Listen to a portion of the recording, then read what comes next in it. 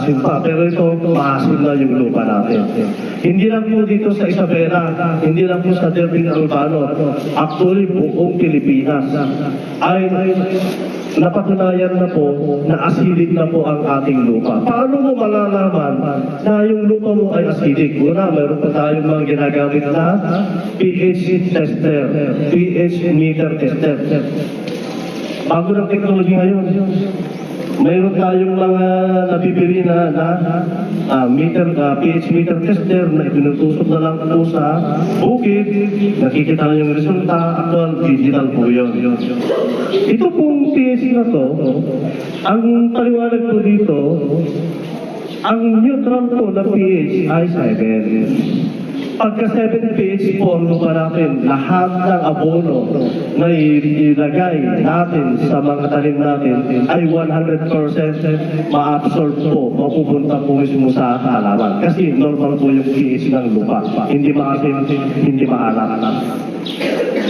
Pagka yung pH po ng lupa ninyo ay 4.5, ito po. Kasi kadalasan po sa magsisibuyas doon sa Ribisiha, pag nagkakandak kami ng mga soil pH, honestly, 4.5 po talaga yung pH ng lupa nila doon. Extremely acidic. So, talagang acidic na. Alam niyo yung suka na sausawan? 3 pH yun eh. Yung 4.5, halos magkalapit na. Ganun po kaasin. Kaya yung halaman natin, hindi natin nalalaman na ganun pala itsura, di ba? Naasiman na. Pero tayo naman, lagay pa rin tayo ng abono, lagay ng abono, hindi rin natin nalalaman na yung abono para na ating nilalagay, ay yun din yung sanhi kung bakit lamang umaasim yung ating lupa. So yung 4.5, alam niyo po kung ilang porsyento ang nawawala sa abono na i-apply natin? 70%. Pag bumili kayo ng abono, 10, at inilagay mo ito sa palayan na ang pH po ay 4.5, tatlo lang po napupunta sa halaman.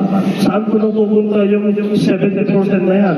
Ito po ay maaaring dumidiretso sa ilalim ng lupa, yung leaching, o kaya sumisingaw, nagpupunta po sa kalawakan, or pwede rin nadadala ng tubig, yun po yung runoff. Yung tatlo po na dahilan kung bakit po nawawala yung nutrients. Pagka 5 pH, ito, 5 pH na po yung lupa. Pagka 5 pH na, ang nawawala pong porsyento ay 50%. Kalahati. Yung 10, 5. Kaya kung minsan, dagdagan ko nga ito, gawin kong 10. Ang alam mo, maganda na. Pero lilima lang pala yung napapakinabangan mo doon. Yung 5, natatapon. Pagka 5.5 pH, 5.5 na, yung pH ng lupa natin, 30% po ang nawawala. At least, marami-rami na. 70% na yung napupunta sa ating halaman. Pero pagka 6 pH, 20% na. 19 point something. Iba na natin. I-round up na natin. 20% po ang nawawala. 80%. Pagka 7, ayun, normal na. Dito naman po sa kapila, dito naman po ay medyo maalat na yung ating lupa. Ito naman ay kakulangan po ng mga nutrients. So mostly, sa mga malalapit sa mga dagat, doon po madalas nagkakaroon po ng ganitong mga deficiency. Sa atin naman, medyo malayo naman tayo sa mga dagat, so hindi natin problema ito. Dito po tayo sa acidic. Ano kailangan natin para makontrol po ang acidity? Una, mag-apply po tayo ng lime. Kung gusto mo na pangmatagalan, agricultural lime, as recommended by Department of Agriculture, Philrice and Kiri. Yun po ang una. Pangalawa, maggamit po tayo ng mga produkto na mayroong mga mararaming microbial inoculan. Dahil ito po ay nakakatutulong para ibalik mo yung dating taba, yung dating yaman ng ating lupain. Yun po ang pwede natin gamitin.